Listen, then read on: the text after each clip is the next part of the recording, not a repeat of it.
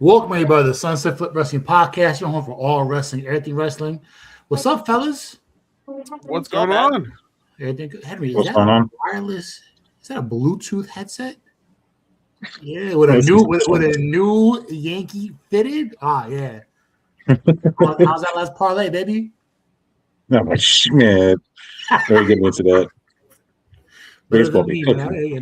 That's how they get you, Cooking me buddy. literally and figuratively That's how they get you. all the time. I mean, I ain't went shit for basketball. Hockey, that's another thing.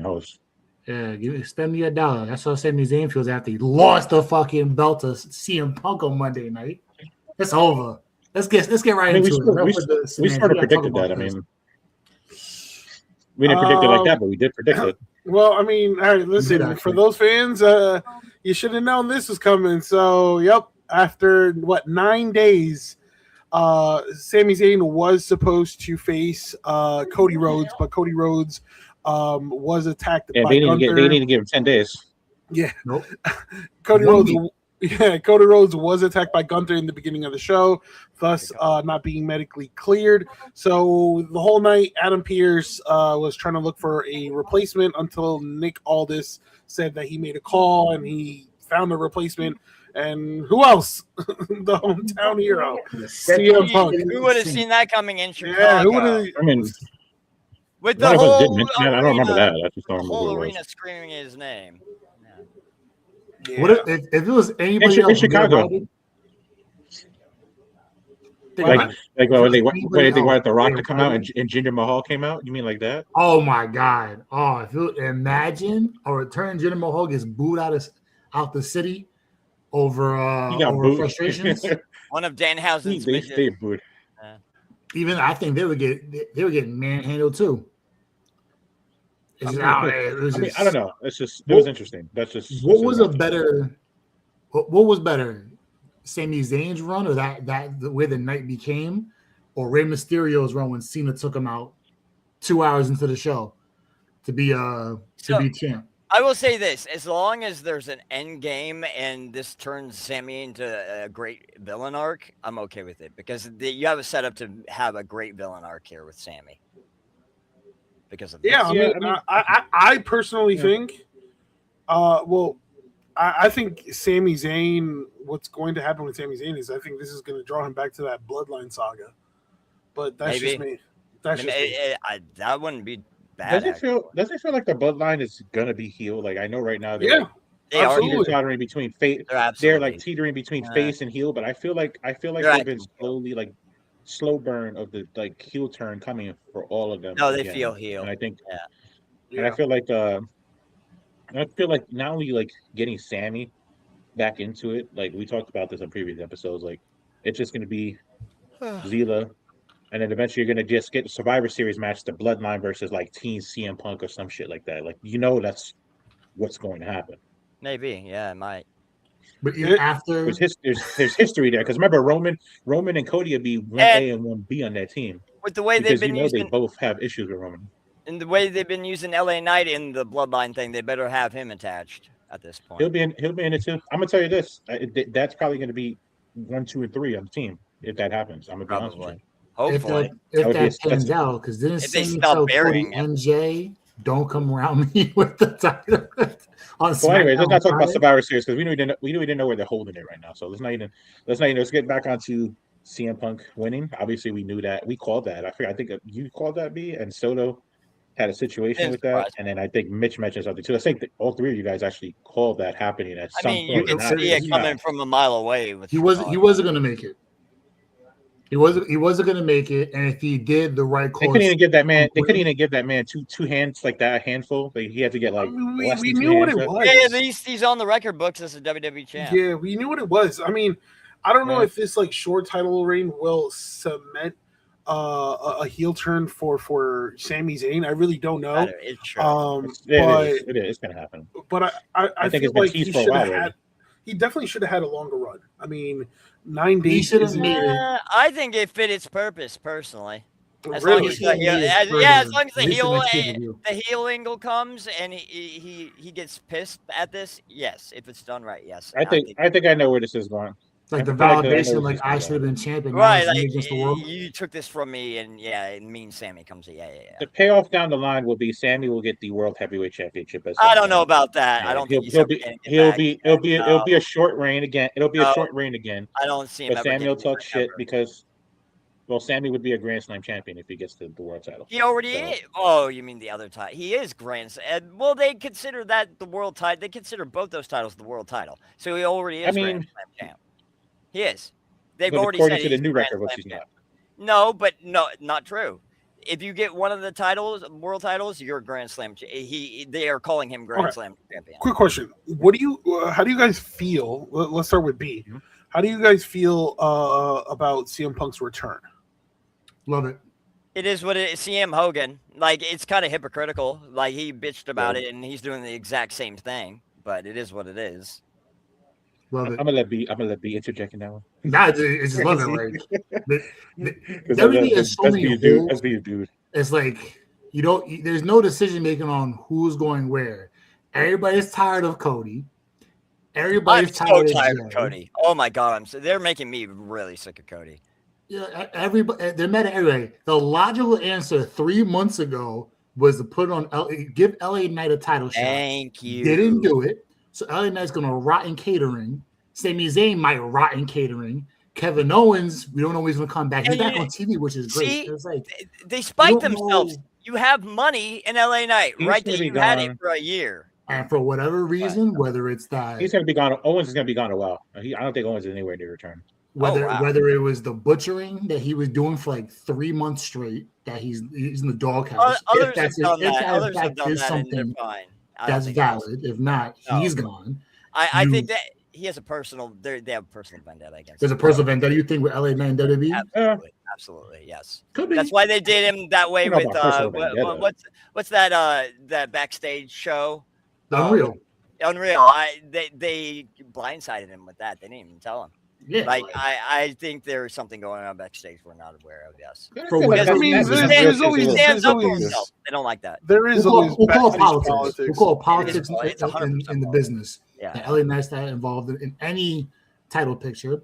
So it's like you might as well put it back on Punk, let Punk rock out. You're not invested in Sami Zayn. You gave up on the Jey Uso gimmick. Roman's got one belt. Thank God. Like Rollins is doing with Roman. That's who else is left? That's Mitch's dude, by the way. Mitch is the. I will give you this though. Like The kids do love him. Like, he does get pops. I will give him that. So, I don't see why, but he does. He gets reactions. And CM Punk right now is #1 draw, not me and Roman and Cody. So it's like just put the belt in and rock out. Yeah. Well, I mean, You can have a lot of him people go like against that. so many people till it's time to move on to somebody else, and go ahead. They need a fresh face. It's always the same guys, and people are Yeah, getting I'm not opposed used to to it. I'm not opposed to CM Punk being champ, but I just don't like the way they did it. That's my opinion. And I'm in agreement with you. I think a little bit what Mitch just said now, like they need fresh face, and you're right. CM Punk has been out for some time, and we've seen the numbers, we've seen all the criticism on SmackDown, the fact that the show sucks, it lacks a lot. So that's why you move CM Punk to SmackDown. I mean, Raw is going to be good because Raw has already that bloodline storyline. Raw has plenty of storylines. I think they it's have more the one. writers. The they have- writers on Raw are on their game. Yeah, they have more appealing storylines than SmackDown, to be honest. Right. I also think that's looks also completely lost. Raw sort of has to step it up though. If you think about it, just talking about Raw and SmackDown. I think they did this past They're episode. on Netflix. They're on Yeah, Netflix. this They're on was Netflix though. their So the best Netflix is episode. No, gonna Raw's be- been the best show. It's not even close. Yeah. So, Yeah, but remember they also have Netflix in play, so they sort of have to like be on their A game when Right. it comes. but to the that, logic right? makes no Like, sense. with USA, We need new titles. We need new blood involved in title scenes for a long time, Yeah. and you have that, and you don't pull the trigger. we So know if that's the Oba. case, Yeah, people don't know who else. Stick with Punk. There's I think it's just- honestly it's they plain need and simple.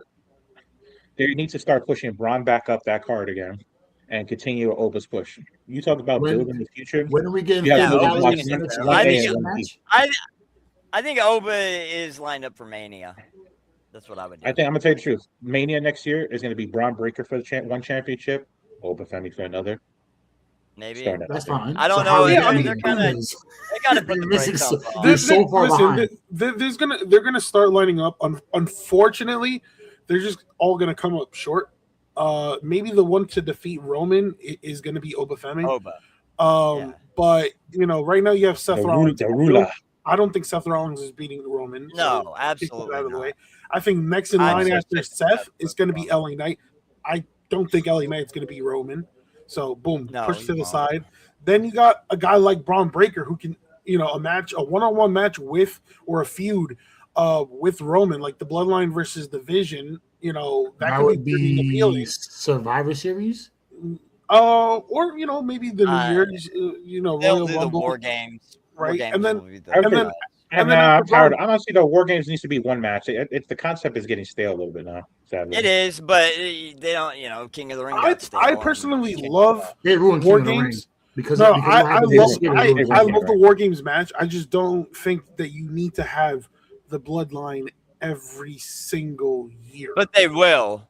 But that's what they're like. We get it this year again. Yeah, we're gonna get it this year.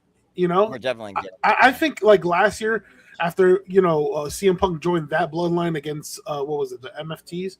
Yeah. What's happening? Solo's gonna fall back in line. Timu Bloodline, yeah.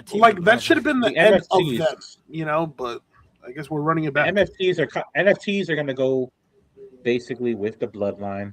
So is Solo. They're all gonna reunite. Didn't Solo and MFTs kind of separate already? They did, but I think the MFTs are going to go with I think the MFTs are going to do their own thing, and Solo's going to go to the Bloodline. That's what I think is going to happen. So if that's the case, and well, we'll see what happens. We'll see what happens because it's very interesting what Solo is doing right now. The fact that he's plotting against the Bloodline and kind of helping LA Knight in the process. So that in itself is very interesting. So we'll see what happens going forward. It is. I think it's gonna lead to a dead end. He's gonna see I can't beat him, join him kind of thing. He's eventually it's gonna play out. Oh, let's move on to right before we do, I don't know if they started this whole new storyline, but with Tama Tonga and Tala Tonga listening to the elders, maybe down the road we get a reveal on who the elders really are. Maybe, but just throwing that out there. That could be, yeah. All right. So having said that, all right. So what's next for Sami Zayn? Catering. with LA Knight. I don't know. I feel like we might. I think LA Knight's. I don't know if you guys peeped the video, his post match reaction of him losing the title and cursing up. I did see that. I love that version of Sami Zayn. Having said that, I think we're in store for maybe a triple threat or possibly fatal 4-way. I'm going to say a triple threat. Yeah. Between him, Punk, and Cody. We've had so many triple threats, but yeah. It's going to be a blood. Well, Gunther. So I'm glad you mentioned Gunther because it seems like Gunther's next feud is against SmackDown GM Nick Aldis. I'm all for that. Okay, I'm all for that. I love Nick Aldis. Back in action. Aldis is going to come back as an active wrestler, or he's just not as good as GM. If he comes back as an active wrestler, that's a big plus for WWE. But I mean, the writing's on the wall. Right after Gunther's match, he got into a fight with the general manager. After Night of Champions, so the fact that there was physicality there, and Nick Aldis, former wrestler. I mean, why not, right? What if they do a GM versus GM match? With Adam Pearce. Adam Pearce doing Adam Pearce. Adam Pearce can wrestle. Yeah, no. I'm saying he can. I mean, who knows? Who knows if, let's say, Adam Pearce could be the one to make the match. That's what I'm saying. Because Corey Gray's out of fucking retirement too. Go ahead. Because it seems like every time there's a big decision between Pearce and Nick Aldis oversteps and I don't know. That could be a very, very interesting. That's what I'm saying. Yeah. Yeah. But don't get me wrong. Again, Nick Aldis already has those credentials. He already has that resume. A former TNA world champion, a former NWA world champion, right? So being former TNA champion kind of works against you in WWE. But yeah, I'm gonna say this. You know who one of the next marquee feud for Gunther would be down the line? Obafemi. Not yet. You get because then you're cooling one the of the same Jets. thing You just cooled Gunther down a lot. Yeah, the same thing with like him and Roman, like Obafemi and Roman. It's too early. I feel like when it comes to the King of the Ring, I'm kind of glad he pushed that championship opportunity to the side because I feel like it would have been too soon. Way too soon. Yeah, he needs to wait till. But that is another dream match that we're definitely gonna get. I can tell you this. I think once over as champion and everything else. Once he's like champ for a while and everything, I'd probably say next year, Mania season. Not this one coming up, the following one. I think that's when we're going to get that marquee match. No, that's too long. Now, no, not really. I have a question. If you have a Gunther versus they won't put that match in Saudi. They won't put that match in Saudi. I'm going to tell you Which that one? right now. Gunther versus Oba won't be in Saudi. Oh, maybe Gunther. I thought you were talking about Oba and Roman. Yeah, maybe Gunther and Oba, like in a year. They'll be in the next one. Yeah. With Gunther and Nick Aldis, right? Who goes over? I mean, I kind of have to. But you can't keep burying Gunther. I want to see Aldis go over, but I was gonna say I'll take Nick Aldis. I want to see Aldis, but you got like for storyline purposes, you got to keep Gunther. No, it's going to be Gunther. The reason I say that is just because if you think about a lot of people that debuted in WWE and didn't have many matches, WWE's history is not really the best when it comes to doing respect and justice to them. One-time wrestler coming in, just coming in. I mean, Sting is an example of that. It's just those are two completely different situations, but yeah, doesn't matter though. But it's still the same. Sting is the last one they did it to. They've done it to many other wrestlers. No, they've done others. I just can't think of it, but yeah. There's too many. It all depends on it all depends on what they want to do with Gunther. Because like if they want to you got somebody interfere and have all this win in spite of that. Listen, Nick, if you look at Nick Aldis's run as SmackDown GM, he has clashed with a lot of heel wrestlers. So what? You have Cody interfere in that match? I mean, so hold on. So if you're gonna do McIntyre, if you do McIntyre, so is McIntyre back as a face and he interrupts Gunther? I think we're gonna get a double. If we do that, we get a double thing. It's Cody and McIntyre returning. Cody helps even Oz because he has history with both, like you said, McIntyre. So Cody's gonna run it back with Drew or Gunther. He's going to run it back. I'm going off that name. I'm not going off like that. I'm going off like I don't think Cody gets involved, to be honest with you. I think Cody's going to do. No, I think Cody goes. Cody after Gunther. CM Punk. He is going to do his thing. I mean, he's not going to remember that Gunther didn't cost him the match and beat the shit out of him either, though. Yeah. Drew's an option. That's fine. I mean, Drew's an option. I can't think who else is on the show. Why would Drew help Gunther though? That's the thing. Drew would not help Gunther. It's not. But that's the thing. It's not about helping Gunther. It's about his hate for Aldis. Because Aldis, believe it or not, Aldis versus McIntyre, that was teased as well. Right. So I'm not saying it's going to happen, but I'm saying that was teased, and now you're getting this one, like this particular match. That's being teased as well. So I don't know. Yeah, no, who else did you think then? To be honest with you, I don't know.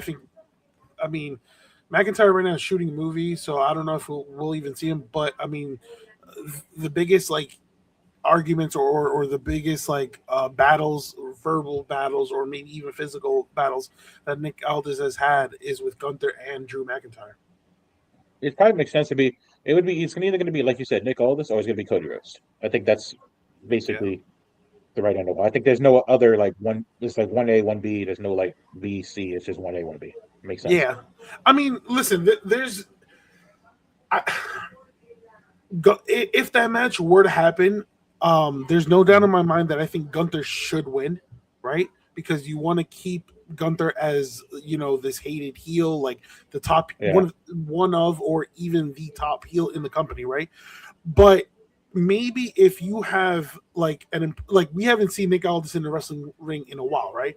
But let's say if he has an impressive showing, what is that gonna lead to? Fans wanting to see more of him.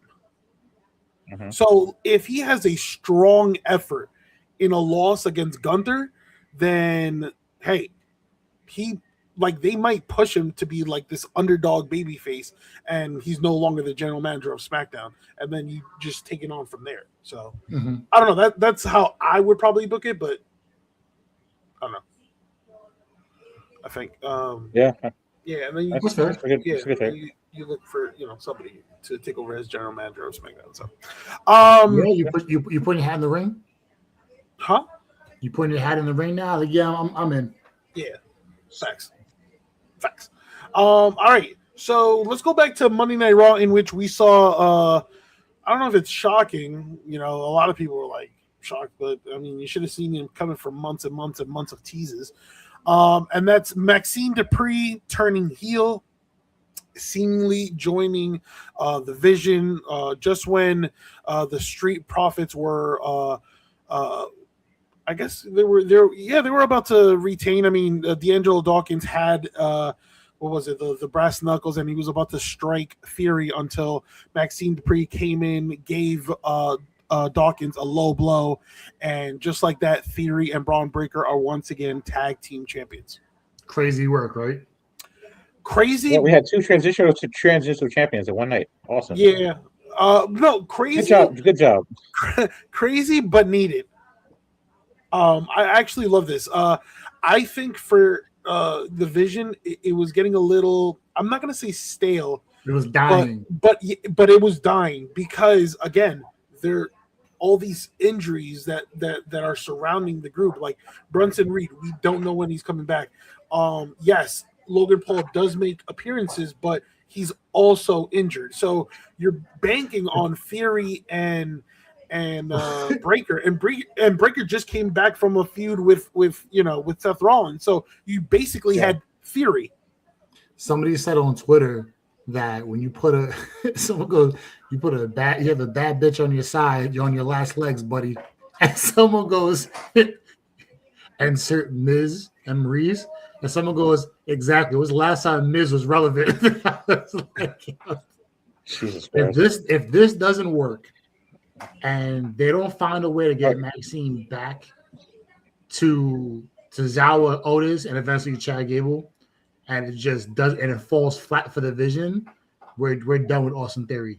Like now, we as in WWE, like there's nothing left for him to do here. Like he's casted out into the abyss. No pun intended. Okay. I think I agree. Nothing else left for Austin Theory to do.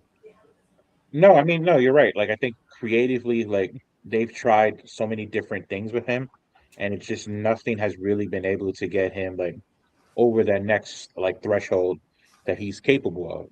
And there's no knock to Austin Theory whatsoever. Austin Theory is a really good wrestler. The problem is what do you do? Yeah, it's the booking. Yeah, and that's the issue. Like like you don't want to see him slide more down the card because, like we said, his talent is just. It's just shitty booking, but like the writing's on the wall. Yeah. He's gonna end up being what Dolph Ziggler was years ago. That's the path he's venturing on now. The last member of Dolph Ziggler was that epic Shawn Michaels Survivor Series performance against the Authority years ago, and they should have put a belt on Dolph Ziggler and didn't do it, and now Dolph is Nick Nemeth on TNA getting booed at every house show because everybody vilifies him, so it works. But he's not on WWE TV anymore. So guess what? He's killing it in the TNA too. So how long is it? How long did it take for him to actually find something? You know what I'm saying? Like, think about it. Well, that's easy when you have nothing else going on TNA. Sorry, go ahead. I mean, not really though. Like, if you think about it, like even like a Drew McIntyre, like when he first was in WWE before he got released the first time, like he did his thing like in the Indies. And like TNA Drew was dominating Gulf Coast Wrestling. I'm saying, but he's another one that he benefited from being away from WWE, and look, and now he's back and he's a monster in WWE. The indies were different back then. When 2017, 2016, that was different. It's a different thing era. nowadays.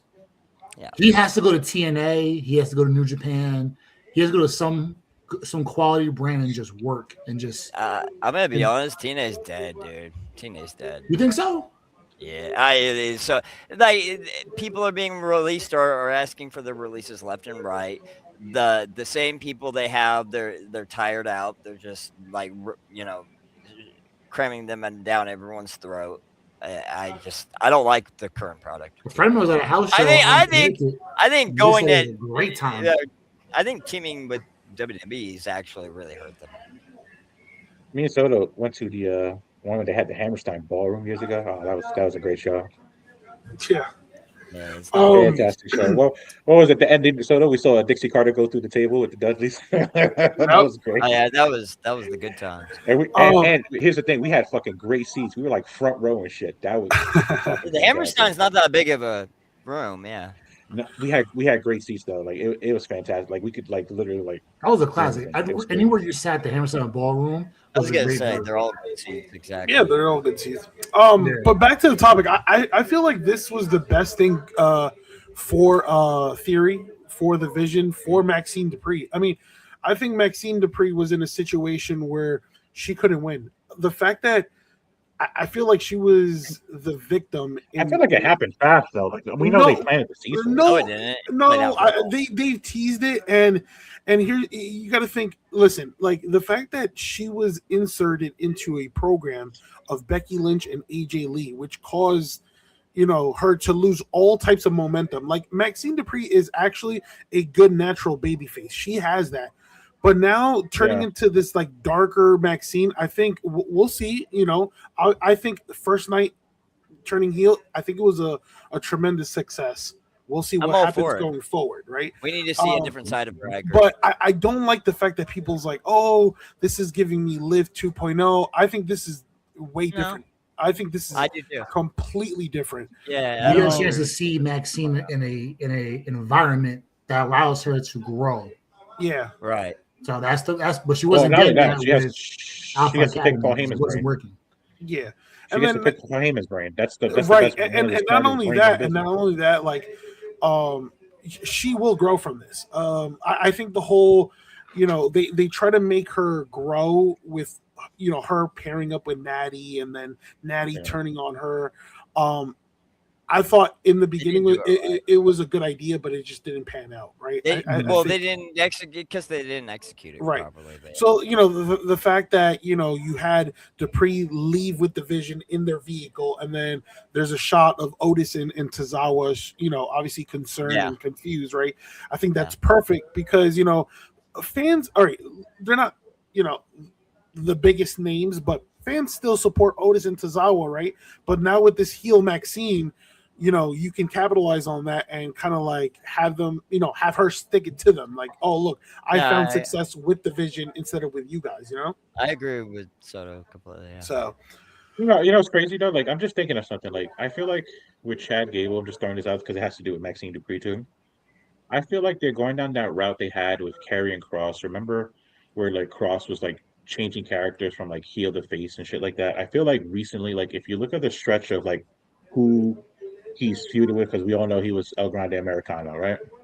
A lot of those guys that were faces or heels are basically vice versa now. Correct me if I'm wrong. Oh well, like, it's very. There's no real. I think they're transitioning from faces and heels to like a fluid, like the character is the character kind of thing, and I think it's gonna come off like a bounce back and forth of face and us because we're used to that. Yeah. I don't like rounding out the face and heel stuff and just going with characters now. Yeah. I mean, yeah, but I'm just saying it sort of seems like that's another like a recycled thing that they're doing too. If you just think about it like in a greater, like I listened to that interview that Karrion Kross gave a long time ago about how some fans really are spot on with the storylines and like look at the little things that they put in there. Sometimes they put those extra things that you have to like over analyze and do that. I feel like a lot of times with Leo Rush, Yeah, so like that's just something just for all of us to really just, and wrestling fans in general, just to keep an eye on, because it could be something that realistically happens. A lot of people didn't catch. I know I'm switching topics here, but a lot of people didn't catch on with Lio Rush in AEW when he did the reign thing. It was foreshadowing the title reign. Yeah, I mean, that's exactly what it is, because now he has the. Yeah, go ahead. Yeah, no, you sometimes you need that character change. Cryptic. You need to take risks. Cryptic. Yeah, and those cryptic hints that people don't get immediately, but then they're like, "Oh, okay," because he went on an interview and he did the reign thing, but he put up the title and pointed at the title and said, "The reign." Get it? So yeah. Yeah, that makes sense. Well, okay. So then, our last topic on the WWE wave, right, is that 2 more names have been rumored to be joining the WWE. One who I mean has been rumored for quite some time, and that would be Hiromu Takahashi from New Japan Pro Wrestling, who spent 16 years in New Japan Pro Wrestling, right? It's been a year we've been saying that rumor, yeah. Yeah, his last wrestling appearance. I believe they gave him his new name too. I forget. Oh man, I knew what the name. Yeah. It was It was the name that everybody was Knox Rajan. Yeah. So because it was the name they were rumored to giving Naraku before he went with that name. Yeah, right. So yeah, he's one of the names, right? His contract with New Japan Pro Wrestling expired back in January. We haven't seen him since. His last appearance was in AEW at Forbidden Door 2025, right? So I wonder how many superstars leave after Forbidden Door. Seems like it's a revolving fucking door lately. I mean, I feel like that's usually when the contracts come up. That's just the time when the contracts come up, I feel. Yeah. I mean, who do we get from that? We got Stephanie Vicaire. We got him now. Who's the next rumored one to go? I mean, to be honest with you, it's like, it's a tryout, because I mean, in Forbidden Door, AEW showcases New Japan, CMLL. I mean, all these Stardom. It was somebody from CMLL, I think we said. MLW. Yeah. The other name is Richard Holiday. Yeah. Speaking of that, we saw Richard Holiday. That was great. Yeah. Obviously, Richard Holiday has been all over the independent scene, right? Wrestling in GCW, Major League MLW. MLW, MLP, Rev Pro. So, and you know what? He seems like a WWE guy. He seems like somebody who would fit that, Karrion Kross is good friend. Yep. Karrion Kross he's rotten somewhere in Pensacola, Florida. Kross is making more money than he has in years of WWE. He's never coming back. He's wrestling up by you, actually, B. He's up in ACW up there in Poughkeepsie. Really? You in Poughkeepsie? I got tomatoes for him ready to go. Who, Kross? You talking about Kross? Yeah, Kross. Yeah, he's up in ACW. But still my guy, man. Us three, I think me, Soto, and B could attest this. Like, we saw Rich Holiday fight when we went to AXW, and honestly, his heel work was fantastic. His heel work was fantastic. I think that's like one thing me and Soto and B could like agree on. Like, his storytelling and like his ring psychology and in that match was fucking amazing. Like, you could see it live in person. It was like, honestly, I think that was like one of the more eye-opening matches for us three to like see that, like, indie person. What's his name too from NXT? Sean Legacy. Yes, Sean, that move that he did was sick. Remember we were talking about that? Like and this was about 2 years ago we went to that. So like we got to go to another one. That's what I was going to talk to you about. 2 years ago, 2024. Yeah, buddy. About 5 or 6 months ago, he did a program on MLW with Kross, and that's when I was like, okay, this dude's ready with Richard Holiday. Yeah. No, he when we saw him, dude, he was great. Like, wrestling, heel work. Yeah, no, he's always deserved the spot. I just didn't know if he would get it. Kind of like Effie. Like, I just didn't know if he's one that when we heard that he's going to be up in WWE, we're excited for that. So next week, ACW. will be at the convention center for the 18th. Nice. Yep. Sweet. Let's move on to All Elite Wrestling, in which we saw another major world championship. You gotta say that. You gotta say that already. Move to the land of all elites. Let's get it straight. Land of all elite. That's right. And that's Kenny Omega beating MJF to win the AEW championship at Dynamite Beach Break. I don't know how I feel about this. I feel like this is inconsistent booking that AEW had issues with before. I get they want Kenny Omega to be a champ, but it's just I don't know. You talk about a forbidden door. This is a revolving door with the AEW World Title. I just don't like. I'm not a fan of Omega. It's just like it reeks old booking and bad habits that AEW had, and I don't want them just to go down that rabbit hole then because I think that the stuff they've been putting out has been fantastic. It's just annoying that happens. So I hear you. I definitely hear you on that, but I'm going to push back a little bit. They have done such a good job at slowly getting better at creative work and everything else. They're going to be AEW's going to AEW now and then. You got to give them a little slack. Yeah, but not for the biggest title of the company. Bro. Yeah, I agree with you. But on the grand scheme of it, they're headed in the right direction, I feel.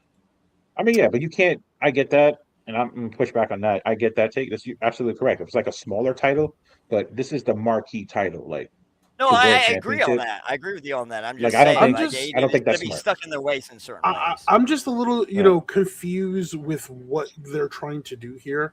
I don't because they have all these storylines within the AEW World Championship title, right? So we know the history between Omega and Will Ospreay, right? Fine. That could be it. Yeah. Before Beach Break started, we saw like the backstage brawl between Will Ospreay and MJF. So I'm like, okay.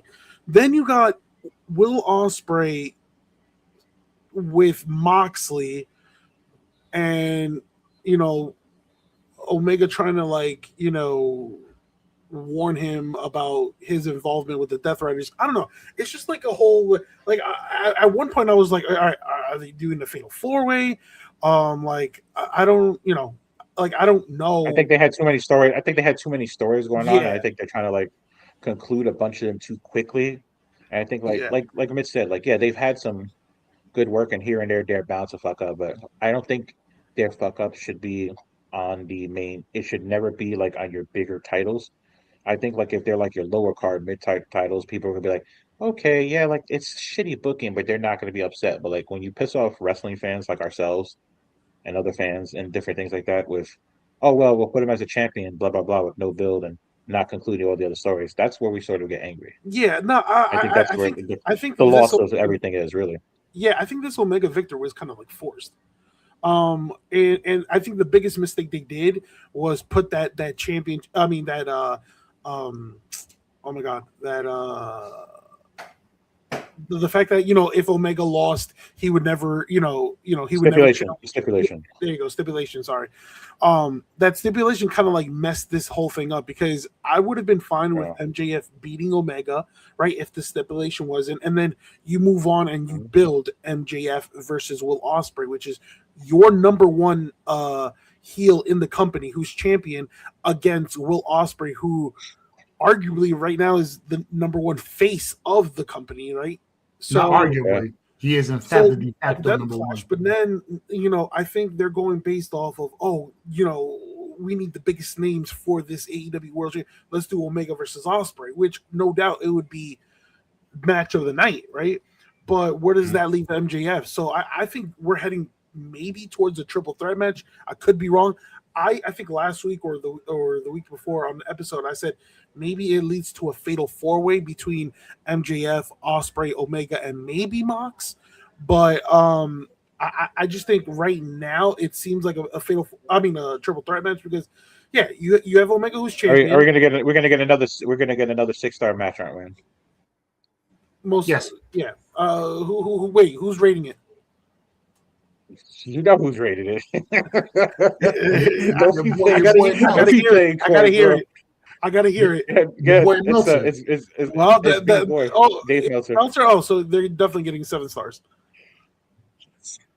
Bound to happen. I mean, listen. All I gotta say is that Soto and I called this 3 months ago when this was gonna be. I was like, "Who's stopping MJF?" And me and Soto both said, "Everybody knows it should be Will Ospreay, but we all know it's gonna be MJF." That was 3 months ago, and lo and behold, on a random Wednesday night, I think this is just leading to Ospreay being the champion. Like I think that's.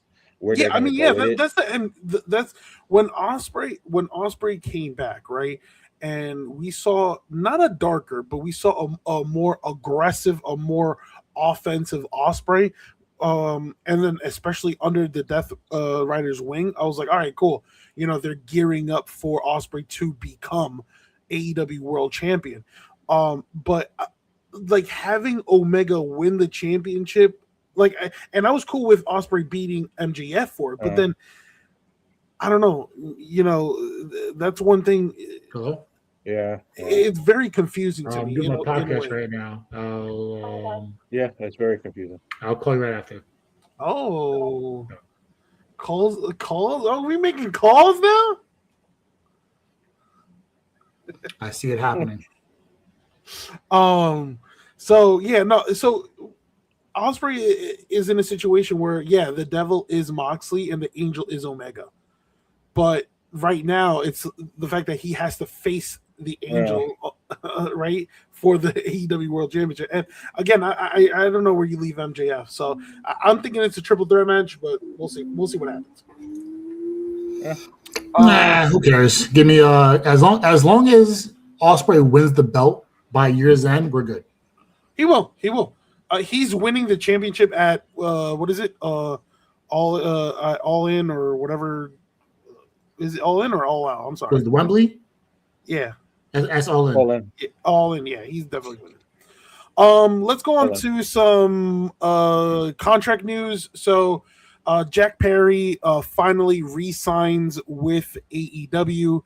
On the July 8th episode of AEW Dynamite, there was a vignette, a video package of, basically Jack Perry's history with AEW, and then there was a shot of him shaking hands with Tony Khan, and then obviously inking a new contract. So I don't think there was any interest anywhere really, and I don't think he wanted to go to like a WWE. To be honest with you, his best destination, I think, would have been New Japan. You think so? Yeah. The way he's been booked the last couple of weeks in AEW Dynamite, I thought he was gone. Months. The thought of him not I knew for a fact I was like, yeah, he's not signing with NXT, WWE, whatever. I knew that for a fact. But I'm like, damn, the way you're being booked in AEW, it's like they've done you a little criminal. I mean, I was like, all right, you know what? A little. Yeah. When you saw him back on TV, what was the relevancy when he came back on TV? When he came back, right? I thought, all right, they're really behind him, and the whole thing with Luchasaurus. I was like, all right, cool. And how'd that pan out? Yeah, that shit faded quicker than Sami Zayn. Quicker than Sami Zayn's title victory. It was gross. Yeah, it was gross. It's the same thing what happened with he's a nobody now. AEW's done some questionable bookings, so that's not, like, I know they're on the upswing. What's old boy's name that won the championship his first night leaving WWE to go into AEW and lost it a week later? Ciampa? Is that what they call him? Is that what the streets call him? Because I don't know what they call him anymore. How's he been? I mean, I think he has a trademark to his name. So yeah, it's been decent for him. Because you win the belt, and you lose it a week later. No, it's fine. But at least he's being televised. He's over though. Yeah, he's over in AEW. So, like, again, he betted on himself. His team slaps too. I'm gonna tell you that. He betted on himself, and it's done well for him. I'm not gonna say it's done wonders or it's been terrible, but it's gone well for him. So, for somebody as good as that, as good as Ciampa is, it should be overly well. I'm gonna say this. I'm gonna throw this out there in the universe because I know Soto appreciate this. Soto wants Undisputed Era to reunite in AEW. I'm gonna tell you that right now. If that happens, AEW is going through the roof, but it's gonna fail. Like Jay Perry re-signing is gonna fail. It just doesn't make any sense. If Undisputed Era ever or Undisputed Kingdom ever reunites in AEW or WWE, somebody has to clean my draws. It's gonna be with everybody. So is doing this. Somebody has to clean my draws. Yeah, I'm definitely fangirling 100%. All right. So you have Kyle Fletcher winning the AEW International title. Now, which belt is that? That's like the 35th mid-card belt? I don't know, man. It's just, so sometimes you get confused on how many mid-card belts they have. But let me see. You know what? Shout out to Fletcher because too many. The Protostar defeated Takeshita, and shortly after his victory, he got a challenger lined up in the form of Andrade. So Andrade is already gunning for him and the Don Callis family. Obviously, Andrade, who was kicked from the Don Callis family, now vows. Good. They did. What did they announce? Now 14 members. 15. 15. They were 16. Thank God. There are 10 belts, 10 active belts in AEW. I felt there was more the last time we looked this up. Yeah. Don't forget ROH is also part of them too. So to be honest with you, Takeshita's road to become AEW International title was so intriguing that I was full on support. I think his title reign kind of lacked, to be honest with you. He didn't have that many defenses. He spent most of the time teaming with the conglomeration. I mean, I don't know. But the fact that Kyle Fletcher is the one who beat it, who beat him, I'm not mad at it. Kyle Fletcher, I see as the other coin to Will Ospreay, to be honest with you. How many titles? How many belts did you say? 10. There's 17 total between ROH and AEW. But Jesus Christ. But that's the thing about AEW. They're so full of amazing young upper 8 mid-carders. Yeah, right. So and that's that's the thing where, like, if you're a free agent, you have to really take your time and consider all your options, because it's like AEW right now is fully stacked, right? And then with WWE, you have top heavy. You have options, right? You have the main roster, you have NXT, you have AAA, right? And then obviously the independent scene, right? And then you have other companies like New Japan Pro Wrestling, like MLW, right? But in terms of AEW, like, yeah, they're stacked, Honestly, people are making more money on the independents than they would signing a contract with WWE, especially with how WWE's or TKO, I should say, is like.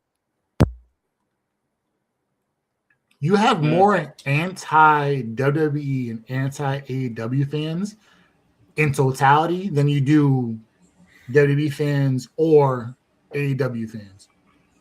It's always like that. I think that balances it's a ridiculous number to have when you realize it. When you have like your diehard WWE, who is the pro wrestling fans. Sorry, right? You have your diehard WWEs, your diehard AEWs, and then you have your just anti-WWE and anti-AEWs, and those guys will go to a house show.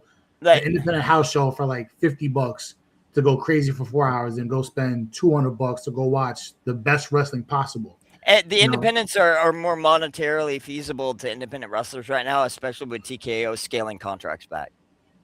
It's crazy. It's the craziest time we're in. But shout out to Kyle Fletcher winning the number 2 mid-card belt of 7 AEW. 700? Yeah. 18 belts. 17 total. 17, 18. So next we have Willow Nightingale returning from injury. She earns a shot at the AEW Women's title. So, by winning the women's casino gauntlet, right?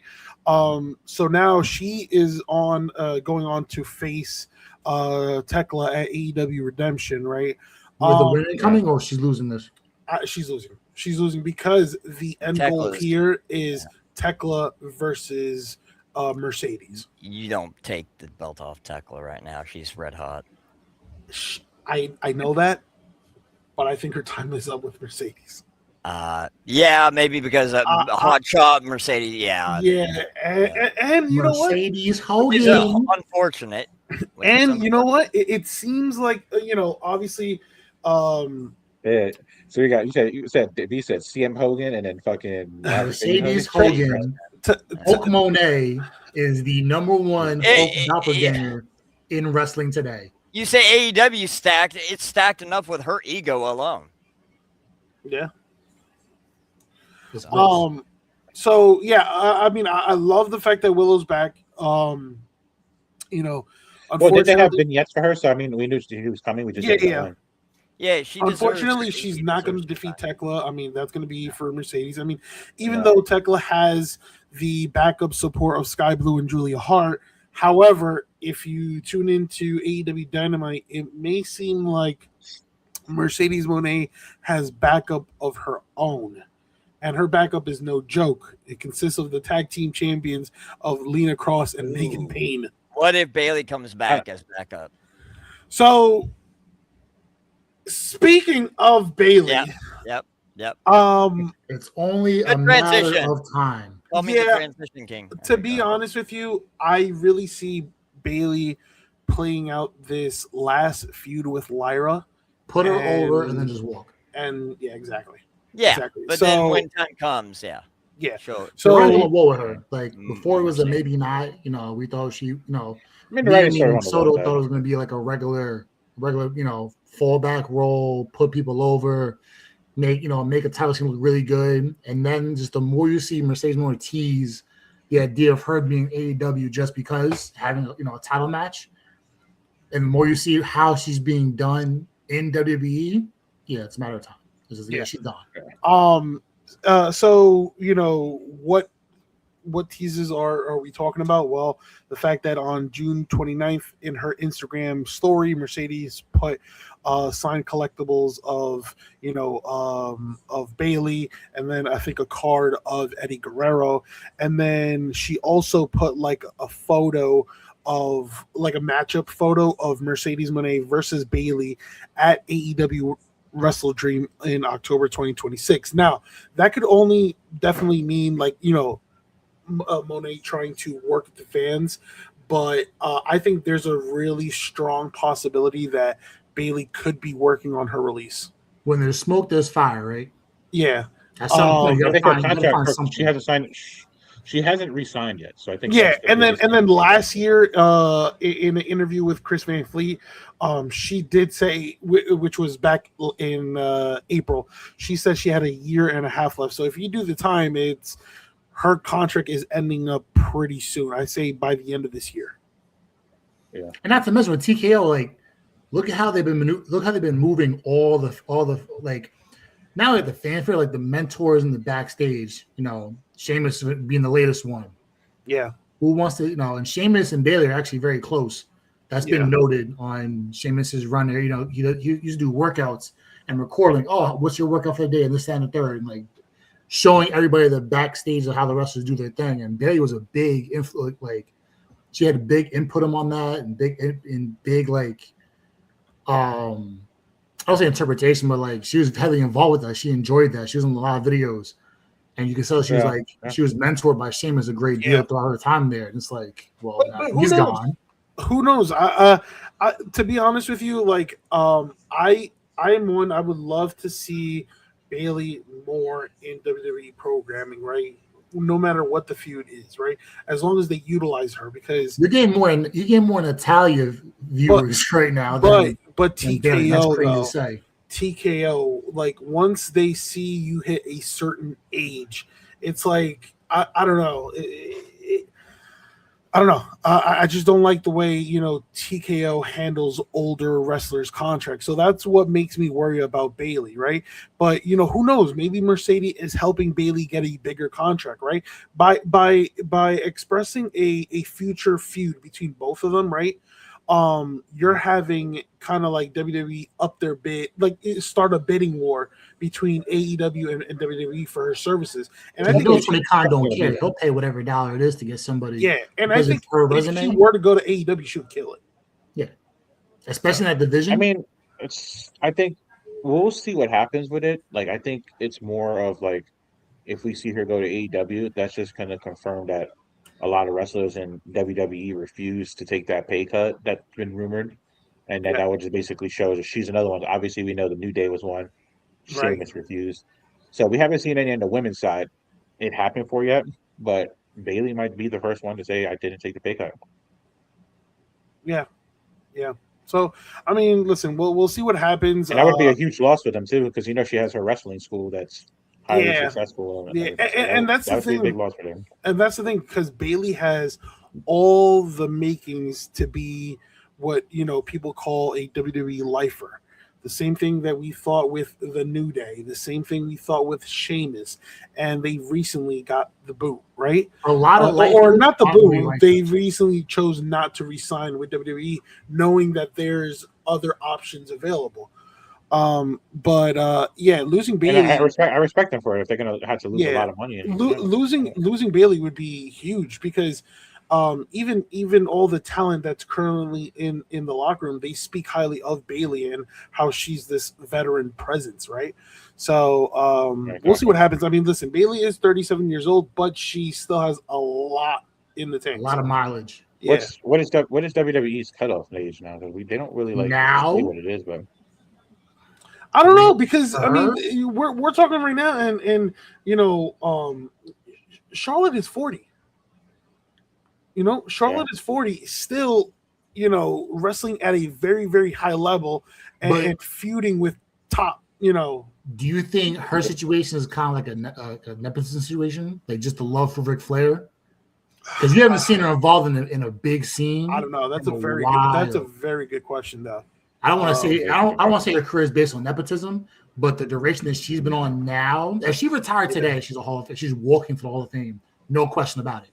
But I'm saying first ballot. Absolutely, if we had a voting thing, first ballot, definitely. Yeah, but I don't know how they move wrestlers. My final 14-time champion. Yeah. If the number is 40, right? We'll call that. If the number they're trying to get to down now is 40 years old, we'll just call that number as is.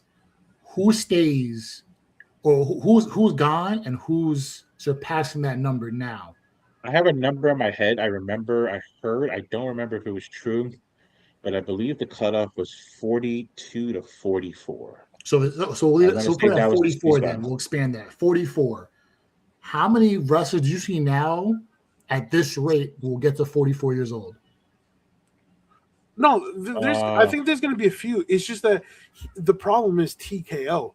It's like TKO. They're gonna analyze. TKO is not gonna have that goal at a certain point. No, but it's gonna be in terms of money, not age, because they're gonna look at their current contract and they'll be like, okay, cool.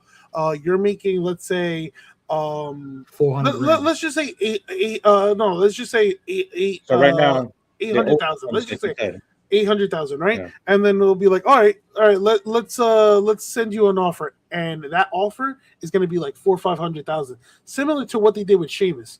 They really thought that restructuring Sheamus' contract that he was going to take a lesser amount, and Sheamus is like, not just lesser, a dramatic margin. You're going to have contract. Yeah, exactly.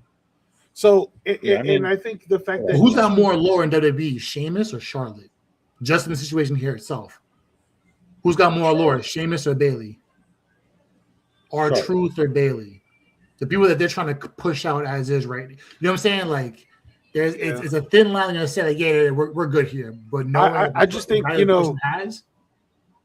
just think the fact that she wasn't featured in Mania. She wasn't featured at SummerSlam.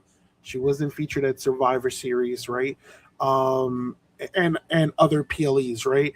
And I think she was if I remember correctly, she was a guest on Taker's podcast, and you could kind of sense like the There's frustration boiling over. Yeah.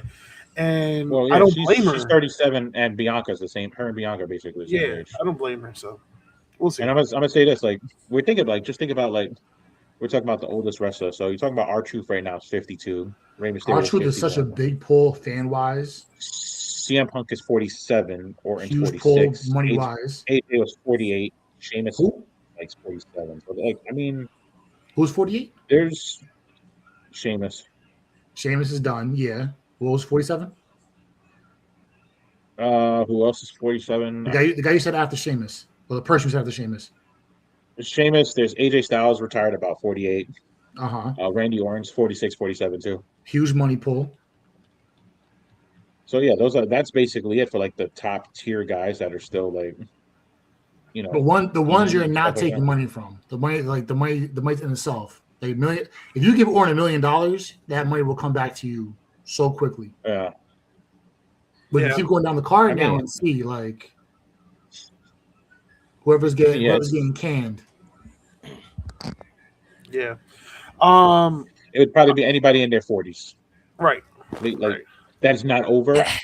That is not over, and that's sort of like just floating around. I think like R-Truth said it best. This is his last contract, so that's like an example of what's going on. And they're purging the older wrestlers. Yeah. So it's just honestly, Soda, to piggyback on your thing about, you know, Bayley and stuff like that, you know, and you said earlier, like wrestlers have to really think long and hard. Like, yeah, she's another one that has to think literally long and hard about if she really wants to jump ship or if she really wants to stay loyal to WWE. There's no future for Bayley here. Yeah. They're not going to have any loyalty to her. Exactly. Their loyalties to their pockets. To the money. Yep. All right. And moving on to the last topic. It's Mike Santana. He posted a cryptic tweet, 7-15. So gotta stay relevant somehow. So so let the wrestling fans try to figure this one out. You know, a lot of people are like, you know what? Oh, you know, that's where his contract ends. A lot of people are like, wait, what's 7-15? Oh, well, 7-15, it lands on a Wednesday. Oh, what's on a Wednesday? AEW Dynamite. Huh. Yeah. So right now it's kind of like split right now. Personally, I think he's not going to WWE. I think this is just when he's free. I think so too. Yeah, that's. I think he's just keeping his name in the you know. I just don't see a scenario where he goes back to AEW and it's like, you left. He left the AEW and Bad Adventures did well, and it's like, but others left too. Andrade left on not the best terms. Andrade he's a $2. I'm just saying other people. Oh yeah, right. It's not unprecedented. But I just think like money he talks, got man. that first he got that first taste of NXT, and the NXT crowd loved him, and it's like, let me continue betting on myself. I think that's his next destination. I think he lands in NXT with the hopes of later, obviously being moved up to the main roster. But if I'm Mike Santana, that's the move. I'm going the to older NXT. guys kind of flounder though, like Sean Spears. I think he's been ready, and they just have him stuck in NXT. So we'll see. I think that's his choice though. I think Sean Spears is one of those situations we talked about. Believe me, Soda, we talked about it last episode where he's a coach trainer like Eric Young is going to be. Mm-hmm. So he's going to sort of be like coach, and then he's going to sort of be active wrestler. I think he's comfortable with that role. So I'm sure like Eric Young don't really care about Santana, and he's been around the block with WWE for a while. Yeah, so. I just think again, Mike Santana. Yeah, Sean Spears was the one that got kicked in the face by Shawn Michaels. We know he's been around a minute in the wrestling. For those who don't know that, you can look that up. It's known out there that he got sweet chin music by Shawn Michaels. I just think Mike Santana is still young, 35 years old. Yeah. And I think you need another face that can probably be main event worthy. So immediately, yeah. So I think that would help the NXT brand, and then obviously if he's there for a couple months, I see it. I'm all for it. Let's see it happen. I felt Puerto Rican moving on with the world.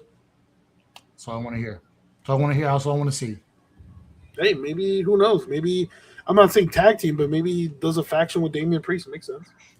Well, wait a second. Damian Priest is popping off in AAA. He literally looks like they called him bisexual Undertaker in the past. Literally, he dropped the old attire. He looks like American Badass Undertaker now. I love it.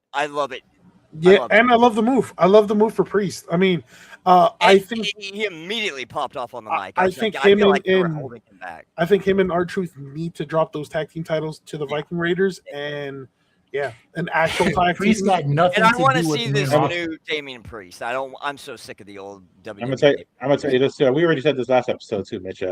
We think the Viking Raiders, SmackDown, are going to be transitional champions to returning Enzo and Cass. I hope to God you're right. Enzo and Cass are money. Get them in here as soon as possible. If that music hits, they proceed to go crazy, we're going to see. They will. It's a crazy It's going to be when they're in New York. But here's the thing: the same way. It's going to take some time. I really think. I do think Enzo and Cass. Yeah, I think Enzo and Cass will return to WWE, but I think they're going to start off at NXT again. I think that would be a big mistake. I think you debut them the first night. It's a Hardy pop, like Hardy just did when they came back to Mania. Mania? Yeah, I think it's literally the roof will pop off. Everyone remembers them. They never got their due time and respect. I'm gonna take this playbook from B from last week to me. You comparing the Hardys to freaking them. I said that. Just watch the reaction. Tell me if we're Enzo hasn't recovered from the Miz exposing him. That's how bad Enzo's down in the wrestling world. Because B gave me flack. You said it, but B gave me flack. So I had to throw it back at you. What? That's what we doing? Multi-time Hall of Famer at the Hardys. For a 5-foot Italian dude and a 7-footer, that's an absolute monster when used correctly. We're gonna see the Hardys come out in in wheelchairs and diapers before they retire. And we'll still put on the show. They're gonna sign the Good Brothers again and make them Festas and Azili. No, I mean they've been driven into the ground. I see that because me and Soto met Edison and Gallows at the big event. They were so cool. They're cool. They're such cool people to talk to. It's different genuinely. But they haven't been used right every time they've come back. So they just I think that's because they love a lot of the wrestlers there, so they don't have bad blood. So that'll do it for us on today's episode of the Sunset Flip Wrestling Podcast. We appreciate you tuning in week in and week out. If you haven't seen anything on our socials or the link tree, it's going from right to left, as you can see.